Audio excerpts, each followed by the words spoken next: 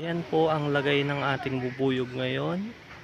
Nagsaswarming sila kung inyong makikita. Ayan po sila at nagpapadami. After ng sakuna ay kailangan nilang bumawi ulit. So ito po ang lagay ng ating bubuyog. Medyo ang ilan po dyan ay bumagsak tulad nito. Tulad nito bumagsak siya mula siya dito. Bumagsak siya sa sahig. At saka meron po tayo itong may dalawa po tayo dyan sa areang yan, bumagsak din. Pero kung titingnan naman natin, surviving naman ang ating mga munting bubuyog. Ayan, at nagme-mating season na sila kahit di naman talaga season. Marami ho kasing nawala. Sana naman ay makabawi pa ang ating munting bubuyog.